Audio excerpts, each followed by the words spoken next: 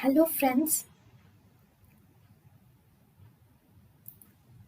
welcome to Creative Medicine. In this lecture, we will learn about Then we have angular conjunctivitis. In angular conjunctivitis, it is caused by a diplobacilli called as Moraxella axenfeld. So, because this Moraxella axenfeld is a diplobacilli, we call it as diplobacilli conjunctivitis. So, there are two, actually not cocci, bacilli, diplobacilli.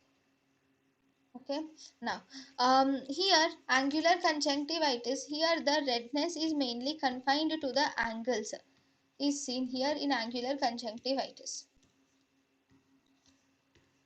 Then here the treatment of this angular conjunctivitis is we give oxytetracycline can be given to the patient, which inhibits the growth of the organism. Then we give zinc lotion is given to the patient, which inhibits the proteolytic enzymes. Zinc lotion is given to the patient, which inhibits the proteolytic enzymes.